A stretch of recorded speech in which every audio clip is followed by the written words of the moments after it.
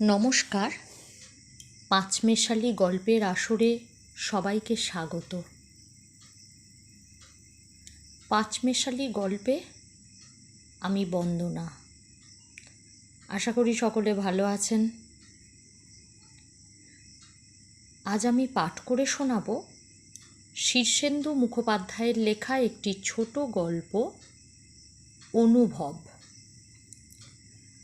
সামনের বারান্দায় বসে খবরের কাগজ পড়তে পড়তেই হৃদয়ের সূক্ষ্ম ইন্দ্রিয়জ অনুভূতি কাজ করল। কাগজটা মুখ থেকে সরিয়ে দোতলার বারান্দা থেকে নিচের মাঝারি চওড়া রাস্তার দিকে চেয়ে সে দেখল তার ছেলে মনীষ, নাতি অঞ্জন আর পুত্রবধূ শিমুল আসছে। দৃশ্যটি এই শরতের মেঘভাঙা উজ্জ্বল সোনালি রোদে ভারী চমৎকার দেখাচ্ছে। মনীষের পরনে গাঢ় বাদামি রঙের চৌখুফিওলা ছকছকে পাতলুম, গায়ে হালকা গোলাপি জলছাপওয়ালা হাওয়াই শার্ট, লম্বাটে গড়নের। ফর্সা ও মোটামুটি স্বাস্থ্যবান মনীষকে বেশ তাজা ও খুশি দেখাচ্ছে। রাতে নিশ্চয়ই খুব ভালো ঘুমিয়েছে, স্ত্রীর সঙ্গে ঝগড়া হয়নি এবং হাতে কিছু বাড়তি টাকা আছে। নাতির পরনে নীল চৌখুপি এবং ডোনাল্ড ডাকওয়ালা বাবা স্যুট। শিমুলের শ্যামলা ছিপছিপে শরীরে আঁট হয়ে পেঁচিয়ে উঠেছে একটা বিশুদ্ধ দক্ষিণী রেশমের কাঁচা হলুদ রঙের চওড়া কালো পেরে শাড়ি। দৃশ্যটা চমৎকার। মনীষের হাতে সন্দেশের বাক্স, শিমুলের কাঁধ থেকে ব্যাগ ঝুলছে। আজ রবিবার, ওরা সারা দিন থাকবে। সন্ধ্যের পর ব্যান্ডেল রোডের ফ্ল্যাটে ফিরে যাবে। মনীষ বাবাকে দেখতে পেয়ে হাত তুলে চেনা দিল। হৃদয়ও হাত তোলে। তারপর নিস্পৃহ হয়ে আবার ইজি চেয়ারে পিছনে হেলে বসে খবরের কাগজের দিকে তাকায়। কিন্তু খবরের কাগজ পড়ে না হৃদয়।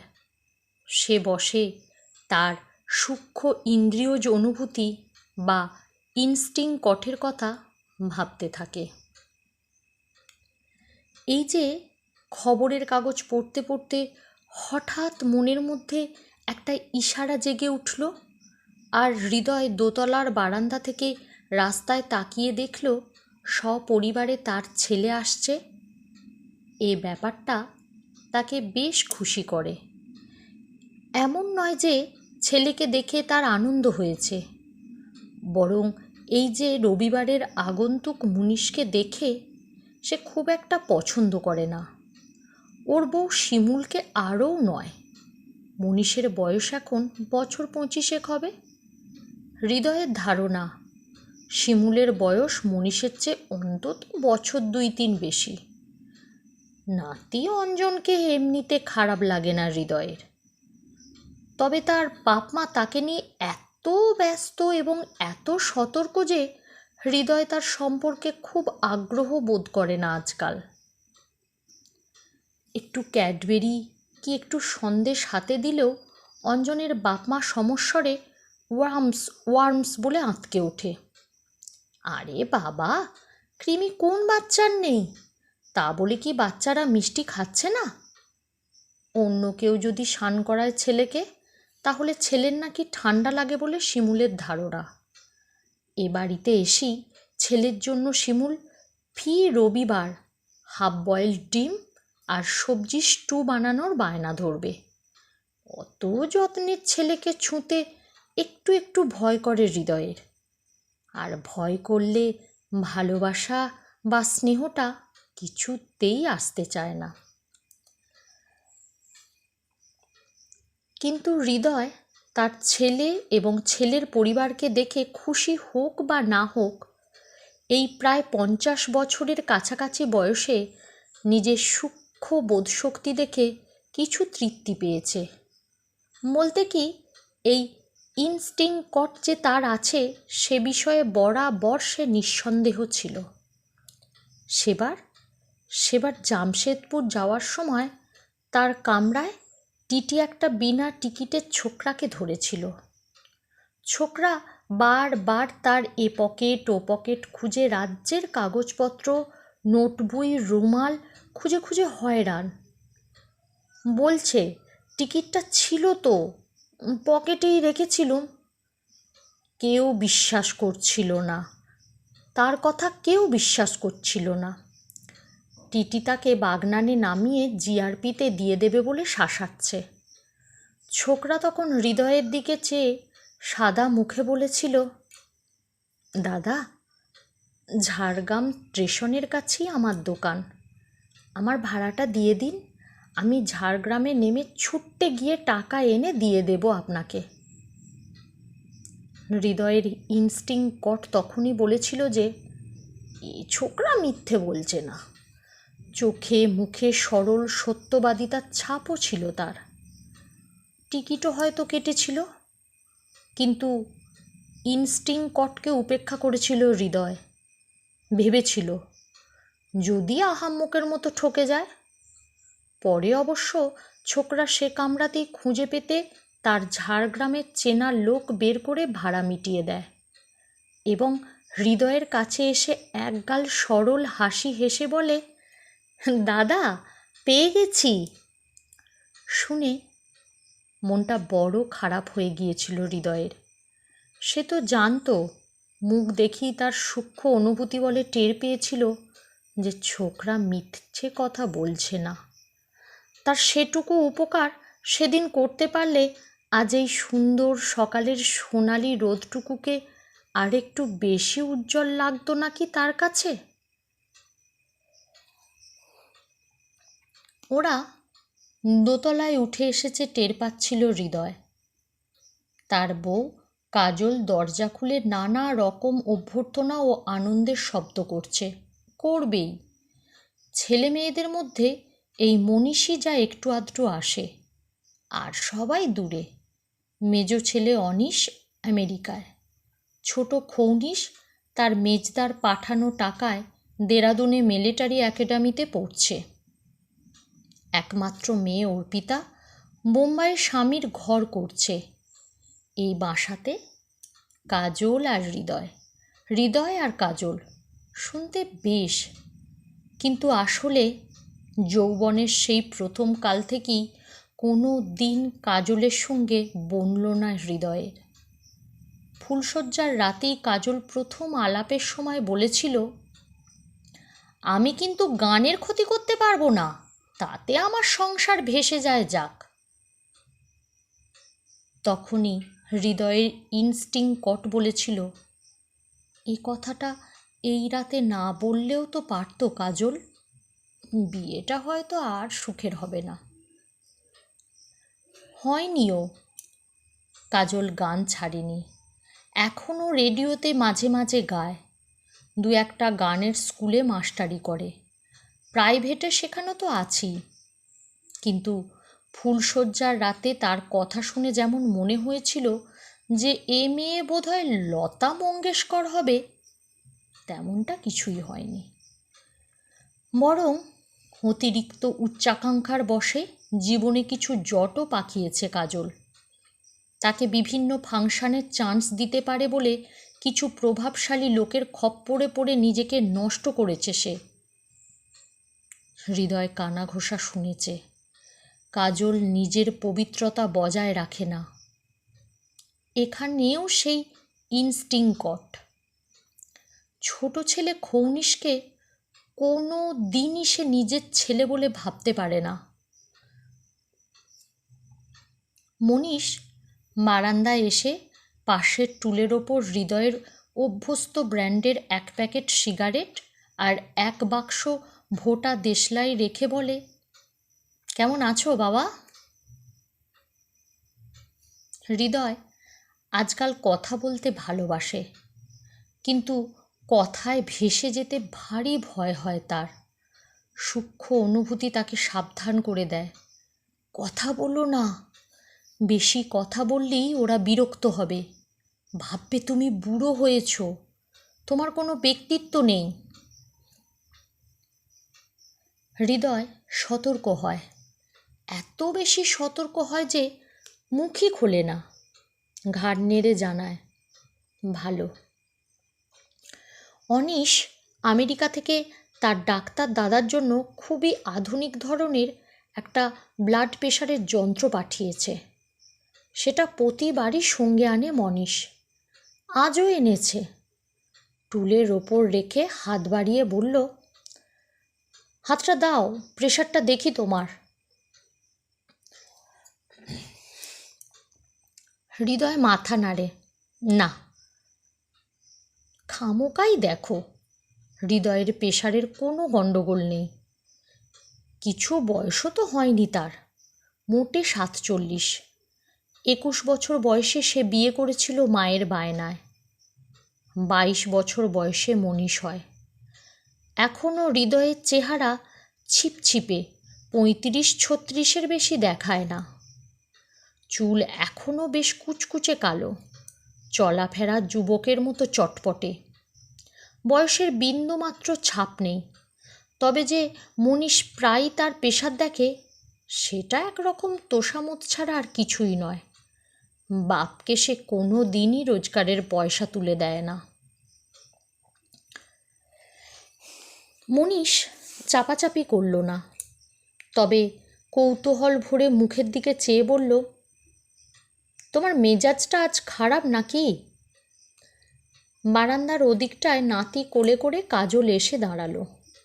ওই দেখো, ওই দেখো বলে রাস্তায় আঙুল দিয়ে কি একটু দেখিয়ে ফিরে চাইল হৃদয়ের দিকে। বেশ কোমল গলায় বলল, দেখাও না প্রেশারটা, দেখাতে দোষ কি? হৃদয় তার প্লাস পাওয়ারের চশমাটা খুলে কোলের ওপর রেখে বিতর্কের জন্য প্রস্তুত হয়ে ঠান্ডা গলায় বলে, কেন দেখাবো? এই স্বর চেনে কাজল। ভ্রু কুঁচকে স্বামীর দিকে চায়। তার মুখের রেখা কঠিন হয়ে ওঠে। বলে, থাক থাক, দেখাতে হবে না। মনীষ খুব চালাকের মতো বলে, বাবা don't mind, just check up করতে চেয়েছিলাম, জাস্ট চেক আপ, তাছাড়া তো কিছুই নয়। কাজল ধমকে দেয়, থাক, তোকে দেখতে হবে না, যে চায় না তারটা দেখবি কেন? হৃদয়ের ইনস্টিং কট বলল, আজকের দিনটা ভালো যাবে না। হয় দুপুরে নয়তো রাত্রে একটা তুমুল ঝগড়া লাগবে কাজলের সঙ্গে, লাগবেই। কাজল নাতিকে নিয়ে এবং মনীষ তার যন্ত্র নিয়ে ঘরে ফিরে যায়। হৃদয় বসে থেকে খবরের কাগজে চোখ বোলায়। জনতা গভর্নমেন্ট হয়তো বেশি দিন টিকবে না। ইন্দিরাও সর্বভারতীয় ক্ষেত্রে ক্ষমতা ফিরে পাবে বলে মনে হয় না। তাহলে 1980-তে ভারতবর্ষ শাসন করবে কে? ভূতে? যে যুবতী মেয়েটি তাদের রান্না করে, সে এসে টুলের ওপর 1 কাপ চা রাখল। মেয়েটির দিকে কোনো দিনই খুব ভালো করে তাকায় না হৃদয়। তাকাতে ভরসা হয় না। মেয়েটির বয়স 26 কি 27 হবে। স্বামী নেয় না বলে কসবায় বাপের বাড়িতে থেকে কাজ করে খায়। এ বাড়িতে দুবেলা রাঁধে, সারা দিন নানা কাজ করে, সন্ধ্যাবেলা তবে বাড়ি ফিরে যায়। মাইনে 75 টাকা। রাঁধে অবশ্য খুবই ভালো। ইংলিশ ডিনার থেকে মাদ্রাজি ইডলি, দোসা সব রকম খাবার করতে পারে। কিন্তু সেটা কোনো যোগ্যতা নয়। আসল যোগ্যতা হলো ওর বয়স, চমৎকার বয়স। চেহারাখানা রোগাটে হলেও খাঁজকাটা শরীরে একটা লাবণ্য আছে। মুখখানা মোটামুটি। আগে উলোলো ঝির মতো আসতো, এখন সাজে। পরিপাটি করে বাঁধা চুল, চুলে লাল নীল ফিতে, কপালে টিপ। হৃদয়ের সামনে আসবার আগে মুখখানা যে আঁচল দিয়ে ভালো করে মুছে আসে, তার হৃদয় ইনস্টিং কট দিয়ে টের পায়। আজও পেল। খবরের কাগজের ডান দিকের পাতার কোণাচে একটা খুনের খবরে চোখ রেখেও হৃদয় বুঝতে পারে ললিতা তার দিকে খুব নিবিড় চোখে চেয়ে আছে। একটু চাপা গলায়, যেন গোপন কথা বলার মতো করে বলল, আপনার চা। গভীর শ্বাস ছেড়ে হৃদয় বলে,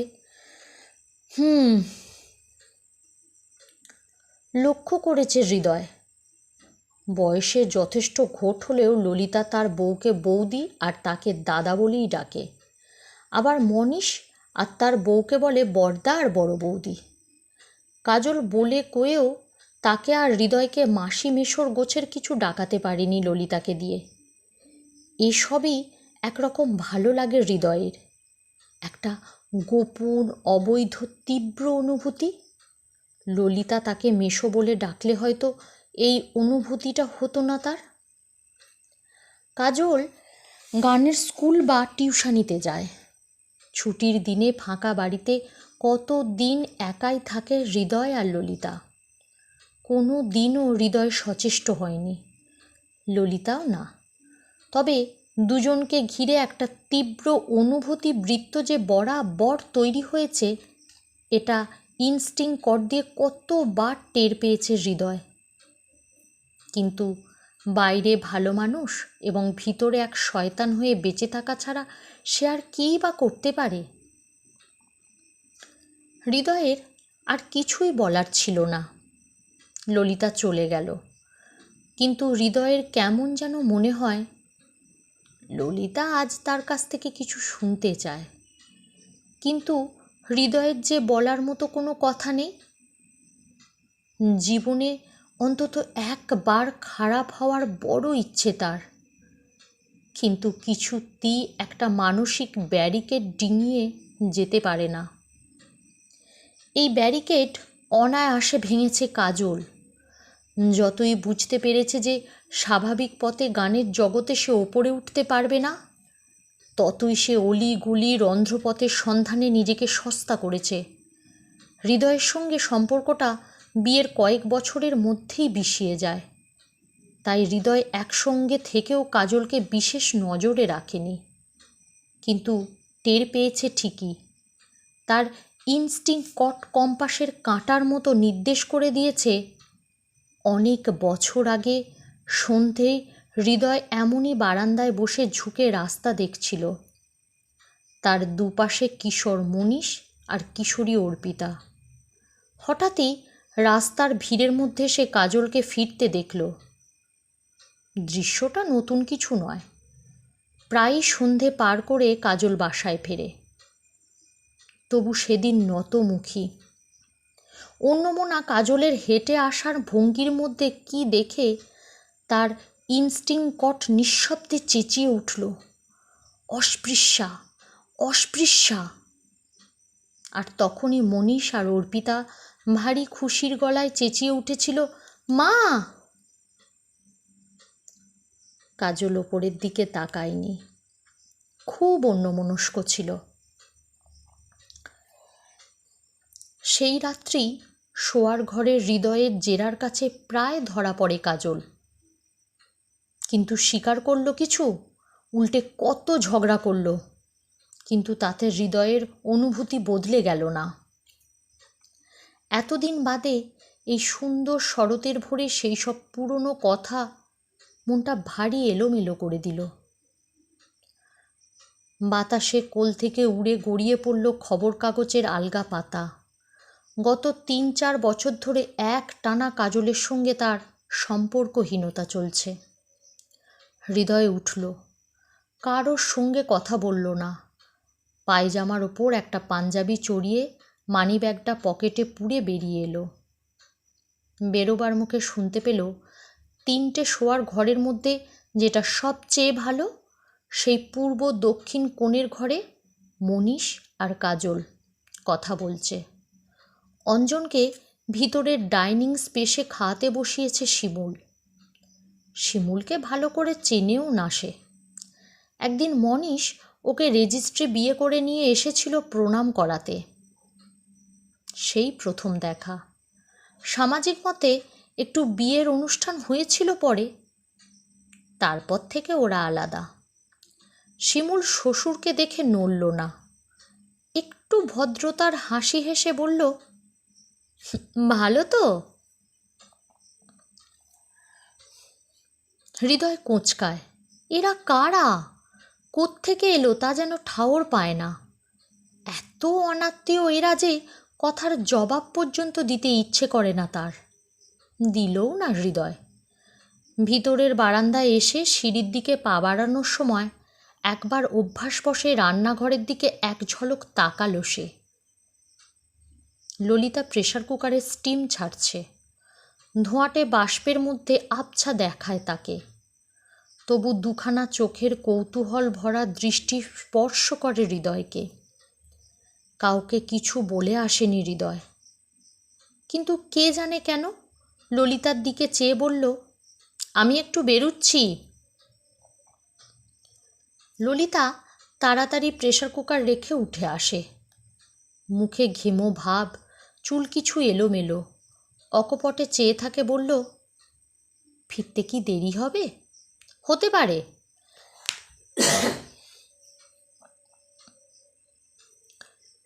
ললিতা কিছু বলল না, কিন্তু সিঁড়ির রেলিং ধরে দাঁড়িয়ে চেয়ে রইল যতক্ষণ হৃদয় না চোখের আড়ালে গেল। পুরনো আড্ডা সবই ভেঙে গেছে। বাইরের পৃথিবীটা এখন আর আগের মতো নেই, বড় পর হয়ে গেছে সব। এখন হৃদয়ের সবচেয়ে প্রিয় জায়গা হলো তার দোতলার ফ্ল্যাটের সামনের বারান্দাটুকু। এ গ্রেড ফার্মে সবচেয়ে উঁচু থাকের কেরানি হিসেবে তাকে অফিসে অনেকক্ষণ কাজ করতে হয়। সেটুকু সময় বাদ দিয়ে বাকি দিনটুকু সে বসে থাকে বারান্দায়। বেশ লাগে। অনেক মাইনে পায় হৃদয়। ওভারটাইম নিয়ে 1,000-2,500 কি কখনো তারও বেশি। পুজোর মাসে দেদার বোনাস পেয়েছে। সবটা তার খরচ হয় না। কাজলেরও আয় খারাপ নয়। দুজনের বনিবনা নেই বলে কাজল তার কাছ থেকে বড় একটা বায়না বা আবদার কিছুই করে না। তাই হাতে বেশ টাকা থাকে হৃদয়ের। কিন্তু সেই টাকা খরচ করার পথ পায় না সে। কি করবে? মদ খেতে রুচি হয় না, জামা কাপড়ের শখ নেই, জিনিস কেনার নেশাও নেই। কি করবে তবে এত টাকা? বুক পকেটে মানিব্যাগটা টাকার চাপে ফুলে হৃৎপিণ্ডটা চেপে ধরেছে। ভারী লাগছে। ব্যাগে কত টাকা আছে তার হিসেব নেই হৃদয়ের। কয়েকশো হবে, 1,000 খানেকের কাছাকাছিও হতে পারে। চওড়া গলি পার হয়ে কালীঘাটের উল্টো দিকের রসা রোডে এসে দাঁড়ায় হৃদয়। লক্ষ লক্ষ লোক ছুটি আর রোদে বেরিয়ে পড়েছে।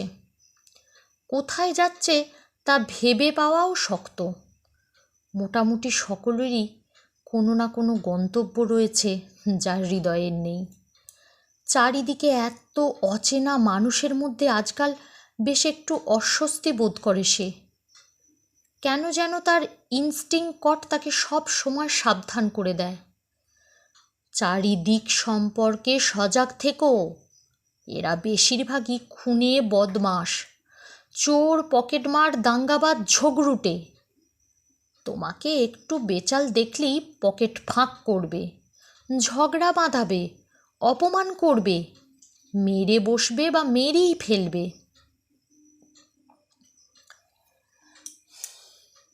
ফাঁকা অলস গতির ট্যাক্সি ঘুরে বেড়াচ্ছে দেখে কিছু না ভেবেই হাত তোলে হৃদয় এবং উঠে পড়ে সেই ট্যাক্সিতে। আজকাল তার বাইরে সম্পর্কে ভীতি জন্মেছে যা তার আগে ছিল না। সে সবচেয়ে নিরাপদ বোধ করে নিজের সামনের বারান্দায়। যদি তার কোনো গন্তব্য থাকে তবে তা ওই ভাড়াটে বাড়ির বারান্দাটুকুই। বাদবাকি শহর, দেশ বা রাষ্ট্র তার কাছে এক দূরের অচেনা রাজ্য। ট্যাক্সি চৌরঙ্গির দিকে যাচ্ছে। পিছু হেলে বসে হৃদয় নিস্তেজ চোখে বাইরের দিকে চেয়ে থাকে। তার সুখ দুঃখের বোধ ডুবে গেছে এক্কেবারে। কি সুখ কি দুঃখ বলতে পারে না। এত অনাত্মীয় হয়ে গেছে তার আত্মীয় স্বজন যে তার ভয় হয়। এদের মধ্যে কেউ মরে গেলে সে তেমন কোনো শোক করবে না ভেবে মাঝে মাঝে সে একটু অবাকও হয়। নিজের মনকেই জিজ্ঞেস করে, যদি এখন মনীষ বা অনিশের কিছু হয় তবে তোমার রিয়াকশান কেমন হবে? যদি কাজলের কিছু হয় তাহলে? ইনস্টিংক্ট তাকে বলে, কিছু হলে তোমাকে বাপু জোর করে থিয়েটারই কান্না একটু কাঁদতে হবে।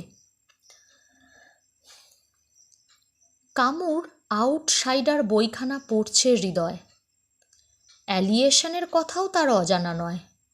সে কি তবে ওসবেরই শিকার? হৃদয়ের ইনস্টিংক্ট সঙ্গে সঙ্গে বলে ওঠে, না হে না, তা নয়। আসলে তোমার সন্ন্যাসী হওয়ার কথা ছিল যে, তা তো হতে পারোনি বলে তোমার মনটা তোমাকে ফেলে জঙ্গলে চলে গেল। এখন তুমি আর তোমার মন ভাই ভাই ঠাই ঠাই। মানিব্যাগটা বুকে বড্ড চাপ দিচ্ছে, নম চেপে ধরেছে, অস্ফুষ্ট একটু শব্দ করে হৃদয়। ট্যাক্সিওয়ালা বাঙালি ছোকরাটি একবার ফিরে চায়, বলে, কিছু বলছেন? হৃদয় মাথা নাড়ে। হ্যাঁ, সে কিছু বলছে। বহুদিন আমাকে বড় অনাদর করেছ তোমরা। ঠিকমতো লক্ষ্য করনি আমার রক্তচাপ, হৃদযন্ত্র বা ফুসফুস ঠিকঠাক কাজ করছে কি না।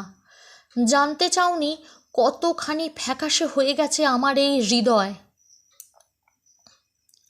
হৃদয় মানিব্যাগটাকে পকেট শুদ্ধ খামচে ধরে বুক থেকে আলগা করে রাখে। তারপর ট্যাক্সির মুখ ঘোরাতে বলে, কোথাও যাওয়ার নেই শুধু এই নিয়তির বারান্দাটা ছাড়া। বাড়ি ফিরে আস্তে আস্তে প্রচণ্ড রাগ হচ্ছিল হৃদয়ের। কেন কেন এই বাড়ি ছাড়া আর তার কোনো গন্তব্য থাকবে না? কেন আর কোথাও তার যাওয়ার জায়গা নেই? কেন এত কম মানুষকে চেনে সে? মানিব্যাগটা আলগা করে ধরে রেখেও বুকের বাঁ ধারের অস্বস্তিটা গেল না। দম চাপা একটা ভাব। রসা রোডে নিজের গলির মোড়ে ট্যাক্সিটা ঠিক যেখানে ধরেছিল সেখানেই আবার ছেড়ে দিল সে। কি অর্থহীন এই যাওয়া আর এই ফিরে আসা। বেলার রোদ খাড়া হয়ে পড়েছে, জ্বলে যাচ্ছে শরীর, ঝলসে যাচ্ছে চোখ। হৃদয় ধীর পায়ে হেঁটে গলিতে ঢুকল। আসতে দোতলার সিঁড়ি ভেঙে উঠতে লাগলো। ওপরে খুব হইচই শোনা যাচ্ছে। এবার পুজোয় কাজলের একটা আধুনিক গানের রেকর্ড বেরিয়েছে। স্টুডিওতে সেই রেকর্ডটা বাজছে এখন। বহুবার শোনা হৃদয়ের। কেউ বাড়িতে এলেই বাজানো হয়। জঘন্য গান, জঘন্য। প্রায় অশ্লীল দেহ ইঙ্গিতে ভরা ভালোবাসার কথা, আর তার সঙ্গে ঝিনচাক মিউজিক। দোতলার বারান্দায় উঠতে খুবই কষ্ট হলো হৃদয়ের। মানিব্যাগটা বের করে ঝুল পকেটে রেখেছে, তাও বাঁদিকের বুকের চাপটা যায়নি। এখন সেই চাপ ভাবের সঙ্গে সামান্য পিন ফোটানোর ব্যথাও আছে। সিঁড়ির রেলিং ধরে দাঁড়িয়ে হাঁ করে দম নিচ্ছিল হৃদয়। বুঝতে পারছে তার মুখ সাদা, গায়ে কলকল করে ঘাম নামছে। ললিতা ডাইনিং হলের পর্দা সরিয়ে দ্রুত পায়ে বেরিয়ে যাচ্ছিল। দেখে থমকে দাঁড়ায়, দুপা এগিয়ে এসে বলে, কি হয়েছে? হৃদয় কখনো এ মেয়েটার চোখে চোখ রাখতে পারে না। মনে পাপ। চোখ সরিয়ে নিয়ে খুব অভিমানের গলায় বলে, কিছু না। এ অভিমানের দাম দেয় কে? হৃদয় হাঁপ ধরা বুক হাতে চেপে ঘরের দিকে এগোয়। বুঝতে পারে শব্দগুলো আবছা হয়ে আসছে চোখে, বুকে ফুরিয়ে আসছে বাতাস। স্ট্রোক কি? ভাবতেই মনটা অদ্ভুত ফুরফুরে হয়ে গেল আনন্দে। দীর্ঘকাল সামনের বারান্দায় বসে সে কি এই স্ট্রোকেরই অপেক্ষা করেনি? ইনস্টিংক্ট বলতো, আসবে হে, আসবে সে একদিন। সে এসে সব যন্ত্রণা ধুয়ে মুছে নিয়ে যাবে। কার কথা বলতো তার ইনস্টিংক্ট তা তখন বুঝতে পারত না সে। আজ মনে হলো এই অদ্ভুত অসুখের কথাই বলতো। হৃদয় ভেবেছিল খুব নাটকীয়ভাবে সে ঘরের দরজায় লাট খেয়ে পড়ে যাবে, কিন্তু পড়ল না। হাত পা কাঁপছিল থরথর করে, বুকে অসম্ভব ধরফরানি আর হুলের ব্যথা, গায়ে ফোয়ারার মতো ঘাম, তবু পড়ল না। চেতনা রয়েছে এখনও, খাড়া থাকতে পারছে। পর্দাটা সরিয়ে ড্রয়িং কাম ডাইনিং স্পেসে ঢুকল সে। দরজার মুখে ললিতা এসে পিছন থেকে দুটো কাঁধ ধরে বলে, শরীরটা তো আপনার ভালো নেই, বৌদিকে ডাকবো? বিরক্তি গলায় হৃদয় বলে, না না, কাউকে ডাকতে হবে না।